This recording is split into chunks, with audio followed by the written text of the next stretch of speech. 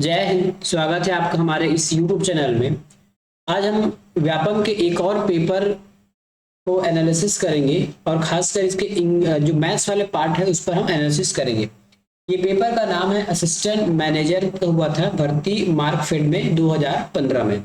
उसमें के जो मैथ्स के लगभग 10 प्रश्न पूछे गए थे, उस 10 प्रश्न में हम देखेंगे कि कैसे प्रश्न पूछा गया था 15 साल पहले, अब से लगभग 10 साल पहले कैसे प्रश्न आया था और अभी कैसे प्रश्न आते हैं। पहले कैसे सॉल्व किया जाता था, पहले कंपटीशन कम था, अभी कंपटीशन ज्यादा हो गया है। तो आप लॉन्ग मेथड से कभी भी सॉल्व मत करना, ठीक है। यदि आपको इसका बेसिक वीडियो चाहिए मैथ्स के ऊपर तो आप कमेंट कीजिए, या फिर हमारे इस सीरीज में चल ही रहा है मैथ्स के चैप्टर, उसको भी आप देख सकते हैं, ठीक है। फिलहाल हम यहाँ एनालिसिस करेंगे कि किस प्रकार से एग्जाम में प्रश्न आया था और कैसा पूछा जाता है। बेसिक से एडवांस तक चलेंगे, इसमें भी यह है ना। यदि आपको हम केवल सॉल्व करना बता रहे हैं, इसका मतलब ये नहीं है कि हम केवल आपको एक लाइन में बता के चले जाएंगे, ऐसा कुछ भी नहीं होगा, आपको डिटेल में बताया जाएगा। सबसे पहला प्रश्न है आज का, यदि दो अंकों का गुणनफल, ठीक है, 9 कितना है आपका, ये हो जाएगा 9,74,461 रुपया हो, तब उनका लघुत्तम समापवर्तक होगा यदि महत्तम समापवर्तक 21 है। कहने का मतलब आपको इसमें लघुत्तम समापवर्तक ज्ञात करना है, ठीक है। दिया क्या गया है, आपको दो संख्याओं का गुणनफल दे दिया गया है। मान लेते हैं ये a इंटू बी हो गया, तो a इंटू बी आपको दे दिया गया है, ठीक है। और लघुत्तम निकालना है, महत्तम दे दिया गया। तो लघुत्तम महत्तम के लिए एक वर्ड याद रखिएगा हमेशा, एलसीएम गुना एचसीएफ के बराबर होता है दो अंकों का गुणनफल। या मैं एक अंक बी और एक अंक को ए और दूसरे अंक को बी मान लूं तो कुछ इस प्रकार से ये होता है, ठीक है। अब जो दिया है उसको पुटअप करते जाइए। हमको एलसीएम पूछा गया है तो एलसीएम को ज्यों को त्यों रखेंगे, गुना एचसीएफ हमको दिया गया है 21 और दो संख्याओं का गुणनफल, या हमको ए और बी की वैल्यू नहीं दी गई है लेकिन दो संख्याओं का प्रोडक्ट दे दिया गया है, ठीक है। तो दो संख्याओं का प्रोडक्ट कितना है, 97,461। इसमें से पूछा गया है आपका एलसीएम।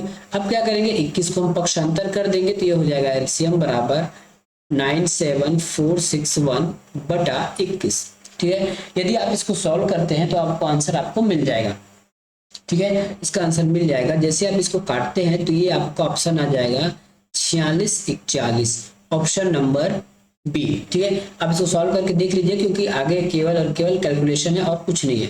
तो आपको एक पहला चीज यहाँ पे ये पता चलना चाहिए कि दो संख्याओं का गुणनफल उसी संख्या के लघुत्तम और महत्तम समापवर्तक के गुणनफल के बराबर होता है। ये मैंने कई बार अपने जो रेगुलर जो चलते हैं क्लास उसमें मैंने कई बार बताया है और ये सबको लगभग पता होगा, ठीक है। तो इस प्रकार से आपको प्रश्न बनाना था महज 2 लाइन में।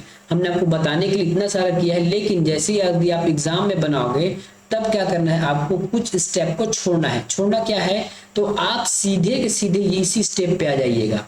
ये जो स्टेप दिख रहे हैं ना, सेवक केवल इसी स्टेप पर सॉल्व कीजिएगा लास्ट में, यदि आप एग्जाम में बैठे हैं तब की स्थिति में।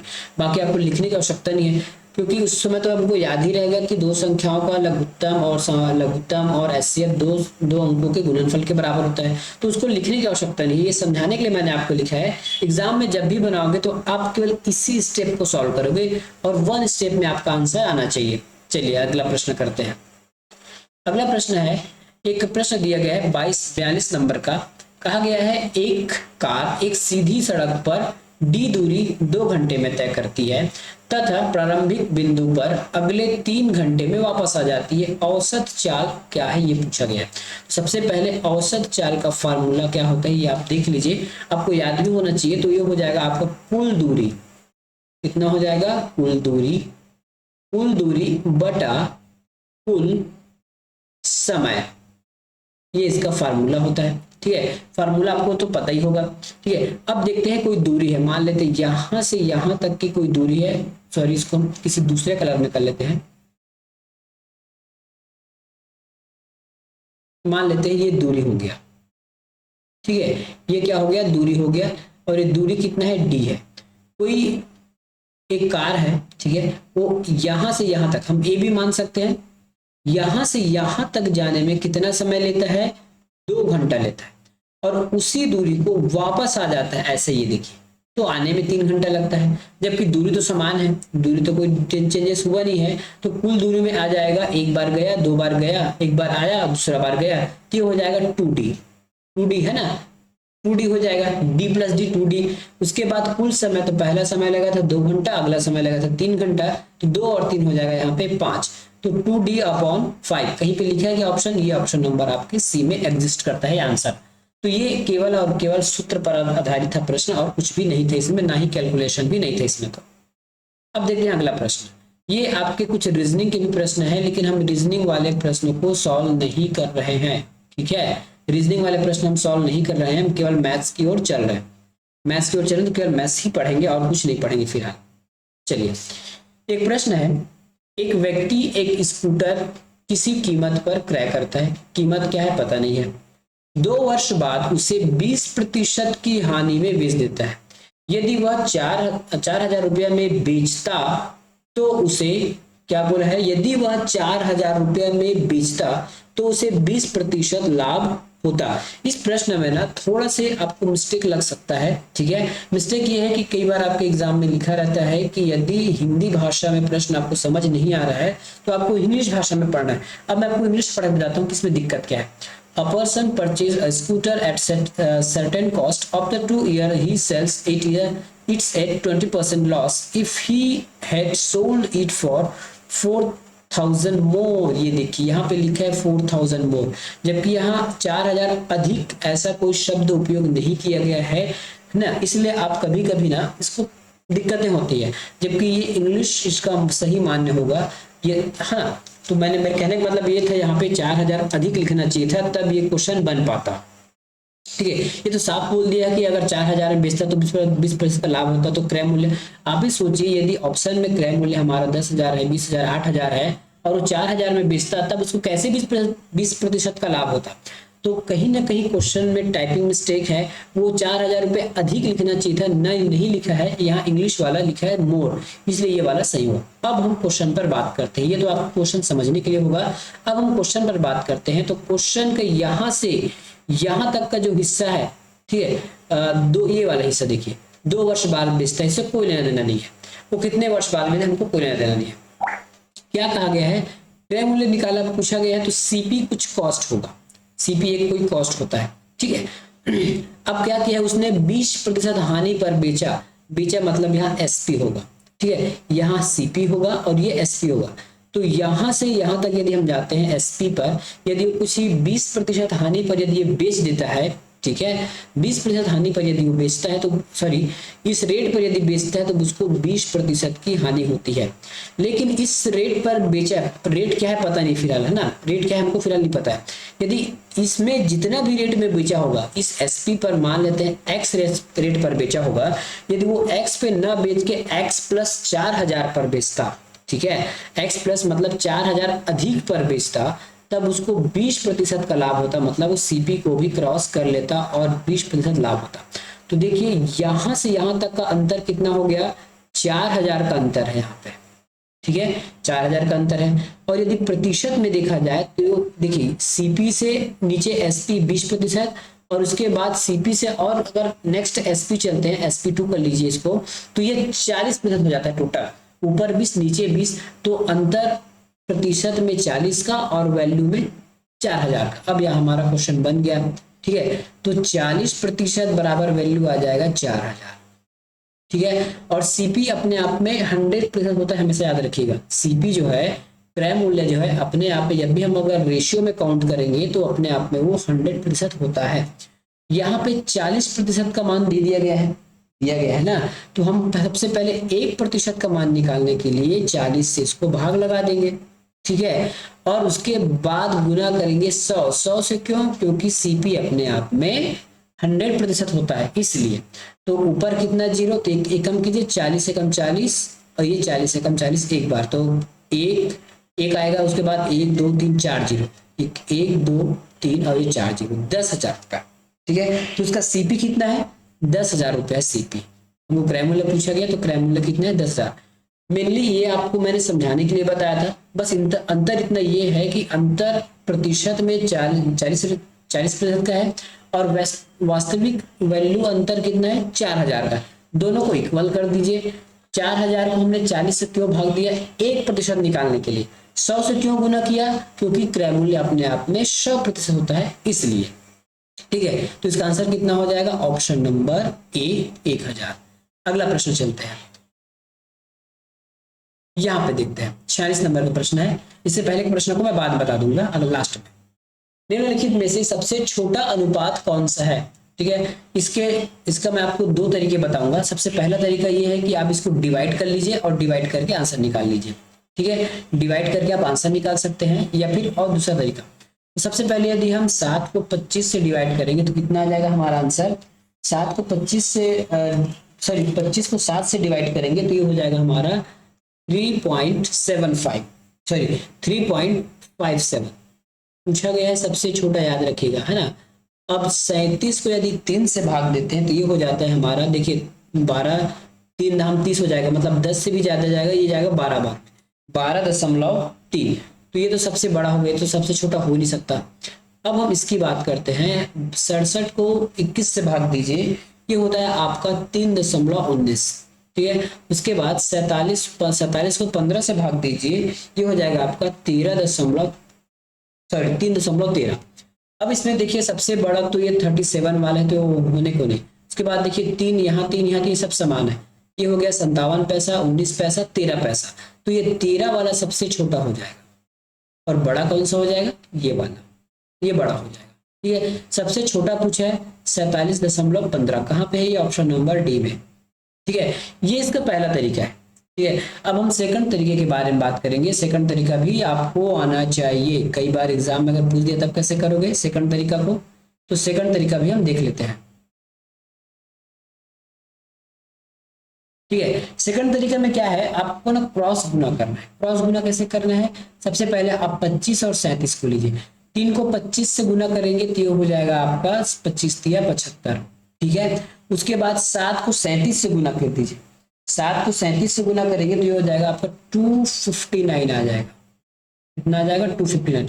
अब देखिए जो बड़ा, जिसके ऊपर बड़ा वो बड़ा। ठीक है, 75 बड़ा है कि 37 बड़ा है, सॉरी 75 बड़ा है कि 259, तो 259 बड़ा है, तो हमको छोटा निकालना है, तो ये तो एलिमिनेट हो गया। छोटा हमारे पास क्या बचा? ये। अब इसका कंपेयर हम इसके साथ करेंगे, कैसे करेंगे देख लीजिए। ये 25/7 फिर से लिखिए, और अगला नंबर है हमारे पास 67/21। अब फिर से ऐसी क्रॉस गुना करते जाइए। ठीक है, 21 को 25 से गुना करेंगे तो कितना आ जाएगा? 525 आ जाता है। कितना आ जाएगा? 525। उसके बाद ये 7 को यदि हम 67 से गुना करते हैं तो 459 आ जाता है, 469। अब इसमें बड़ा कौन सा है? इसमें बड़ा ये हो गया, तो इसको काट दीजिए, हमको तो छोटे से मतलब है ये। ठीक है, अब कंपेयर के लिए हमारे पास लास्ट अंक बचता है, तो 67/21। ठीक है, उसके बाद 47/15। ठीक है, अब देखिए, अब फिर से क्रॉस लगा देते हैं। 15 को अगर 67 से भाग देते हैं तो ये होता है 1005, और 21 से 47 को भाग देंगे तो ये हो जाएगा 987। अब इन दोनों में छोटा कौन सा है? यही है, तो ये अल्टीमेट हमारा ये छोटा प्राप्त हो गया। यदि बड़ा निकालना होता तो हम छोटे को एलिमिनेट करते, बड़े के पास चलते। तो ये दोनों तरीका है, आप दोनों तरीका एग्जाम में आना चाहिए, कि जो आपको सही लगे बनाते रहिएगा। अगला प्रश्न, ये तो हमारा कौन सा प्रश्न आ गया? रीजनिंग का है, जो हम रीजनिंग अभी सॉल्व नहीं कर रहे हैं, केवल मैथ्स को देख रहे हैं। ये मैथ्स का प्रश्न आ गया हमारे पास, ध्यान से पढ़िए और इसका आंसर लगाने की कोशिश कीजिएगा। राम एक बैंक से 10% वार्षिक ब्याज की दर से कुछ राशि उधार लेता है। राम पूरे उधार को 1000 की 2 किस्त बनाता है, और प्रथम किस्त 1 वर्ष के अंत में तथा दूसरी किस्त जो है दूसरे वर्ष के अंत में पटा देता है, मतलब जमा करता है। तो उसके द्वारा ली गई राशि, मतलब उस आपके मूलधन को उसमें पूछा गया है। ठीक है, इस प्रश्न में आपको मूलधन पूछा गया है कि इसमें मूलधन क्या आएगा। ठीक है, इसमें आपको मूलधन बताना है। तो क्यों, देखिए सबसे पहली बात, ये प्रश्न आपके चक्रवृद्धि का है, इंस्टॉलमेंट वाला प्रश्न है। टोटल अमाउंट लिया था, एक बार में 1000 दिया, दूसरे बार में भी 1000 दिया, मतलब उसमें टोटल 2000 रुपया कितना क्या जमा कर दिया। तो उस 2000 के एवज में उसने कितना पैसा उधार लिया था, यही प्रश्न इसमें पूछा गया है। ये बहुत इजी प्रश्न है, यदि आप इसको प्रोसेस से बनाने जाओगे तो कम से कम आपको 1 पेज लगेगा। ठीक है। वो फिलहाल मैं प्रोसेस वाला आपको नहीं बता रहा हूँ, कभी और एकदम बता दूंगा कि प्रोसेस से बनाते कैसे। मैं इसको आपको शॉर्टकट मेथड से बता देता हूँ, और वो मेथड वास्तविक में आया कहीं से रहता है, आपके क्या बोलते हैं जो सूत्र रहता है उन्हीं से उसको निकाला जाता है। सबसे पहले हम इस प्रतिशत को पकड़ते हैं। प्रतिशत लिखा गया है 10% का मान है 100 रुपये, सॉरी 10% को हम लिख लेते हैं 10/100, क्योंकि फ्रैक्शन में बदलना है ना, तो ये हो जाएगा आपका 1/10। ठीक है। अब ऊपर वाला आप क्या हो जाता है, ऊपर वाला हो जाता है ब्याज और नीचे वाला पी रहता है। ठीक है। अब जब भी हम इसको जोड़ देते हैं तो नीचे 10 आएगा, ऊपर हो जाएगा 11, तो ये 11 आपका हो जाता है इंस्टॉलमेंट, और नीचे वाला हो जाता है आपका पी। पी मतलब प्रिंसिपल अमाउंट, पी मतलब प्रिंसिपल अमाउंट। अब देखिए ये हमने यहाँ पे पी लिखा और यहाँ पे आई लिखा। सबसे पहले साल का प्रिंसिपल अमाउंट कितना था, 10 रुपया था, और उस 10 रुपये के एवज में कितना उन्होंने पटाया या फिर कितना जमा किया, 11 रुपये जमा किया। अगले साल जाएंगे तो इसका स्क्वायर करना पड़ेगा, स्क्वायर करना पड़ेगा, है ना, जब भी याद रखिएगा। जब नेक्स्ट ईयर जाएंगे तो उसको हमको स्क्वायर करना होगा। ठीक है। नेक्स्ट ईयर जाएंगे तो इसको हमको स्क्वायर करना होगा, स्क्वायर करेंगे तो ये हो जाएगा 10×100, और 11 का स्क्वायर करेंगे तो 2000, सॉरी 121 हो जाएगा। याद रखिएगा 121 लिखे हमने, क्योंकि ये दो बस इसके स्क्वायर किए दूसरे साल में, तीसरे साल में इसका क्यूब करना पड़ता है, याद रखिएगा। ये आपके इंस्टॉलमेंट वाला प्रश्न है, थोड़ा सा अलग है। ठीक है। अब देखिए यहाँ कहा गया है कि राम जो है 1-1 हजार दोनों साल पेड करता है, मतलब किस्तें समान है, लेकिन यहाँ किस समान है, क्या ये 121 रुपया दे रहा है दूसरे साल में और फिर पहले साल में 11 रुपया, तो गलत बात है। तो यहाँ भी किस्तें समान होनी चाहिए, यहाँ भी किस्तें समान होना चाहिए। तो हम 11 को 121 तो कैसे करेंगे, तो 11 को 121 करने के लिए 11 से गुना कर दीजिए। यदि यहाँ पर 11 गुना करेंगे तो यहाँ भी आपको 11 का गुना करना पड़ेगा। ठीक है। तो ये हो जाएगा आपका 110, और यहाँ हो जाएगा ये 121 फिर से। ठीक है, 121 हो गया। अब दोनों किस्तें बराबर दिख रही हैं आपको, बिल्कुल दिख रही है भैया। अब इसको दोनों को जोड़ देते हैं, दोनों को जोड़ देते हैं तो ये 110 और 100 ये हो जाएगा 210, और 121 को दोबारा गुण या फिर डबल करते हैं तो ये हो जाता है आपका 242। ये हो गया 242। ठीक है। अभी हमारा रेशियो में मान आ गया। ठीक है। टोटल प्रिंसिपल अमाउंट रेशियो में 210 है और उसका इंस्टॉलमेंट 242 है। अब हमको कुछ वैल्यू दिया होगा कंपेयर करने के लिए। कंपेयर करने के लिए हमको क्या दिया गया है, किस्त दिया गया है। एक किस्त का मान दिया गया है 1000, हमारे पास एक किस्त का मान कितना है 121 है, तो दोनों को इक्वल कर देते हैं। ये एक किस्त का मान है ना, दो किस्त का मान 2000 और एक किस्त का मान पूछा गया। देखिए एक साल के अंत में 1000 देता है, तो एक किस्त का मान रेशियो में 121 और ओरिजिनल में 1000। ठीक है। एक का मान निकालते हैं। एक का मान निकालने के लिए क्या करना पड़ेगा, 1000 को 121 से गुना करना, भाग करना पड़ेगा। अब गुना करने के लिए हमको पूछा गया है कि मूल्य लगभग, मतलब उधार ली गई राशि, मतलब पी। तो पी हमारे पास कितना है रेशियो में 210 है। अब इसको यदि आप सॉल्व करते हो तो आपका आंसर फिक्स बैठ जाएगा। ठीक है। इसको जैसे ही आप सॉल्व करोगे आपका आंसर आ जाएगा, काट फिट लेना, आपका आंसर आ जाएगा 1336 के नियर अबाउट आता है, सॉरी 1736 आता है अमाउंट। अब काट के देख लीजिएगा, ये 1700 आपका 36 आपका आंसर आ जाएगा। ठीक है। अब ये रेशियो मेथड में क्या फायदा है, इसमें बहुत सारे फायदे हैं। यदि आपको प्रिंसिपल अमाउंट दे दिया जाता तो आपको इंस्टॉलमेंट पूछता, इंस्टॉलमेंट देखिए प्रिंसिपल अमाउंट पूछता है, तो दोनों कभी प्रिंसिपल देगा, कभी इंस्टॉलमेंट देगा, कभी प्रिंसिपल देगा, कभी इंस्टॉलमेंट देगा। ठीक है। तो इस प्रकार से आप इसको निकाल सकते हो इस मेथड से। आगे प्रश्न देखते हैं। ठीक है। अगला प्रश्न क्या है ये देखिए, अगला प्रश्न क्या कहा गया है ये देखिए, किसी स्कूल में लड़के तथा लड़कियों का जो अनुपात है 4:3 है। यदि लड़कियों की संख्या को 10% बढ़ा दिया जाता है तो उनकी संख्या 363 हो जाती है, तो स्कूल में कुल विद्यार्थियों की संख्या अब कितनी होगी। इस प्रश्न में थोड़ा सा खेल हो गया है। ठीक है। मैंने इंग्लिश भी पढ़ लिया, दोनों सेम है। ऑप्शन में उत्तर में आना चाहिए कुछ और व्यापम ने लिया है कुछ और। अब हम इसको आपको निकाल के बता देते हैं। ठीक है। निकाल के अब आपको बता देते हैं। सबसे पहले हम देखते हैं यहाँ पे बॉयज और गर्ल्स है ना, तो ये बॉयज हो गया और गर्ल्स हो गया। बॉयज अनुपात में कितने हैं 4 है, और गर्ल्स अनुपात में 3 है। इतना ही बात है, बिल्कुल भी इतना ही बात है। अब कहा गया है यदि हम लड़कियों की संख्या में 10% बढ़ा देते हैं तो 10% बढ़ाने के बाद हो जाता है ये 363। तो 10% बढ़ाने के बाद 363 है, इसका मतलब ये जो 363 है 110% है। ठीक है। जो 363 है वो 10% है, जो 363 है वो 10% है, तो मान लेते हैं गर्ल्स है। गर्ल्स के अमाउंट में क्या हुआ, 110% बढ़ा दिया गया, और जैसे ही 110% बढ़ाया गया तो ये कितना हो गया, 363 हो गया। ठीक है, 363 हो गया। कितना प्रतिशत बढ़ाया गया, 10%।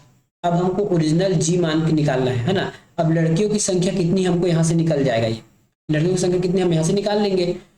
ठीक है, तो पक्षांतर करेंगे तो ये हो जाएगा 363 बटा हो जाएगा हमारे पास 110, और गुना करना है आपको 100 से, क्योंकि अपने आप में 100% होता है, तो ये 100 का गुना कर लिए। ठीक है, इसको यदि आप सॉल्व करते हो तो आपका आंसर क्या आएगा, ये देखिए, ये कटा ये कटा।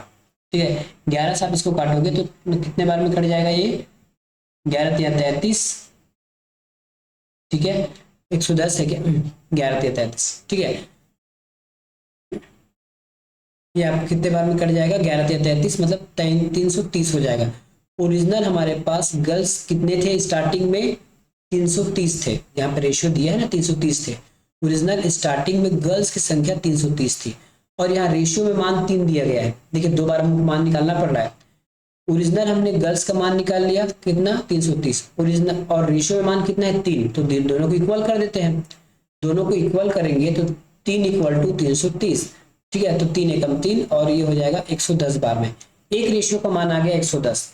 ठीक है, तो 4 रेशियो का मान कितना हो जाएगा, 4 11 चौके 44, तो 410 गर्ल्स हो गए, और महिला सॉरी बॉयज 440, और गर्ल्स कितने हो गए, 330। ठीक है, अगर इन दोनों को जोड़ते हैं तो ये हो जाएगा आपका 770 हो जाता है, ये टोटल 770। लेकिन ये कब का मान है, जब 10% नहीं बढ़ा था, तब लड़के और लड़कियों का मान है। ठीक है, 10% जब नहीं बढ़ा था तो लड़के और लड़कियों की संख्या कितनी थी, 770 है। लेकिन पूछा गया है कि अब कितना, मतलब 10% बढ़ने के बाद लड़कियां कितनी हो जाती है, 363।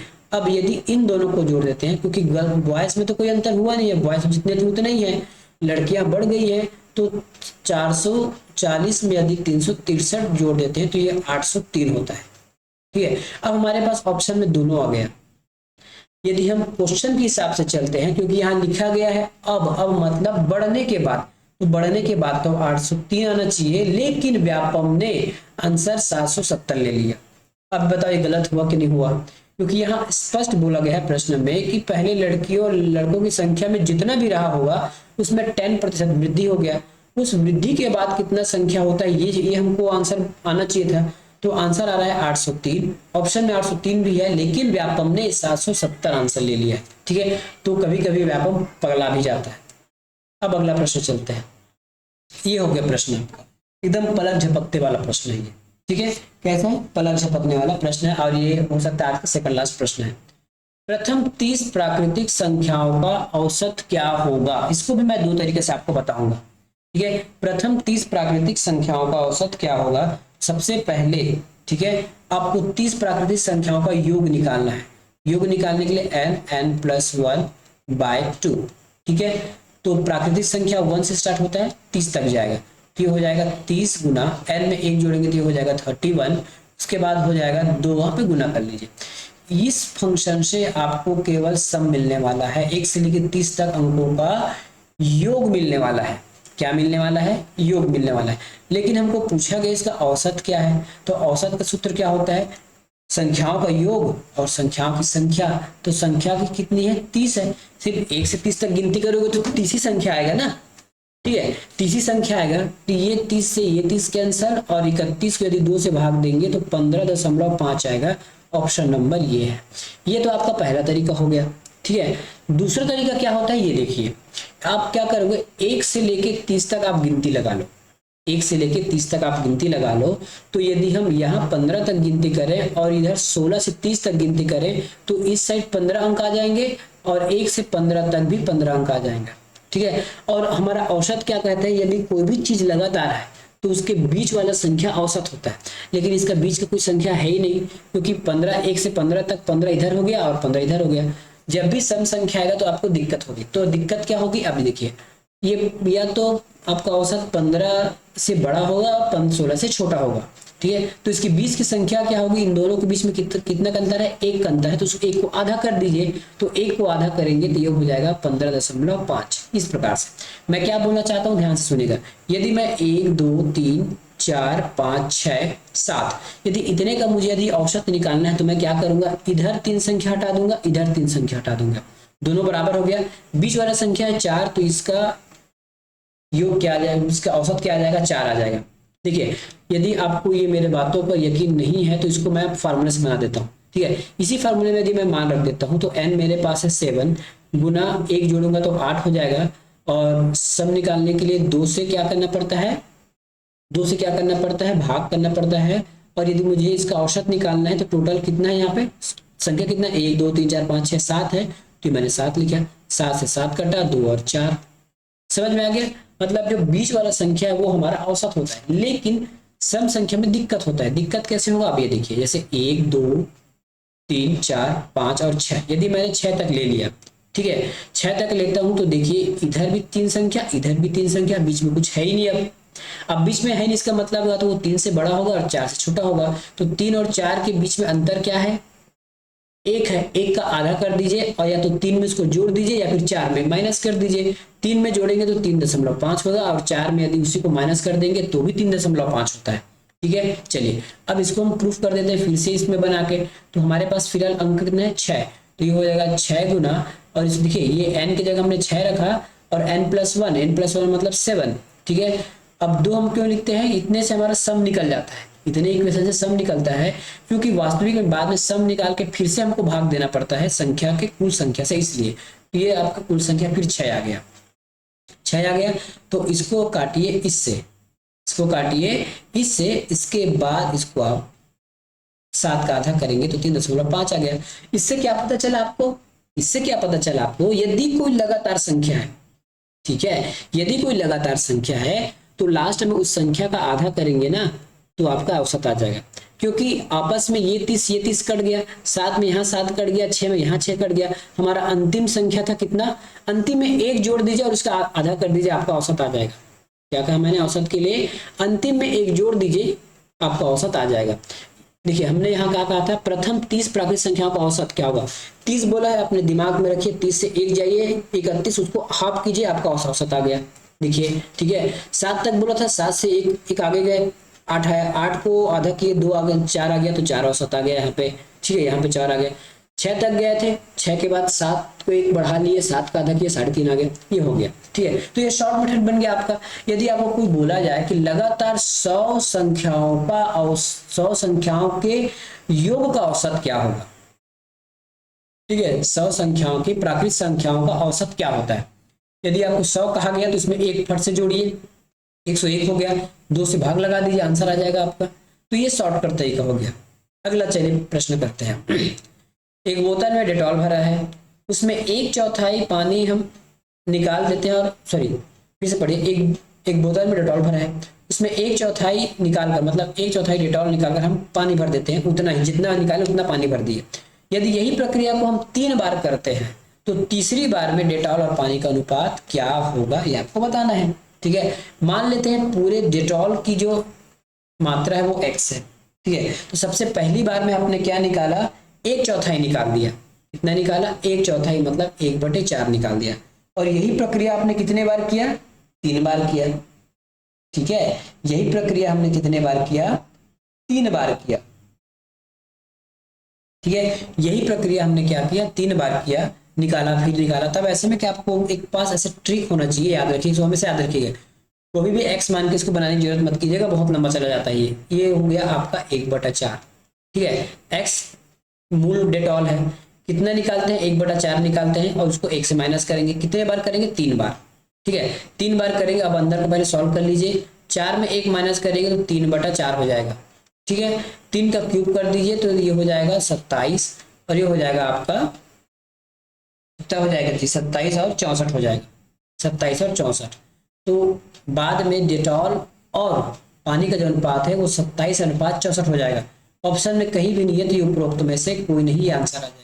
तो कुछ बातें आपको इस ट्रिक के माध्यम से भी याद होना चाहिए, ठीक है। इसका शॉर्टकट बनाने का फॉर्मूला यही है, जब भी आपको बोला जाए किसी चीज में, या यहाँ हो सकता है आपको 1/2 कहा गया होगा, 1/3, 1/3, एक चौथाई, 1/3 या फिर आधा, कुछ भी कहे बस आप ऐसे लिख लीजिएगा, और जितने बार कहेगा उसको आप 2 बार कहे तो 2, 3 बार कहे तो 3, आप इसी फॉर्मूला से बनाइएगा, वो इस प्रकार के प्रश्न आपको आसानी से बन जाएंगे।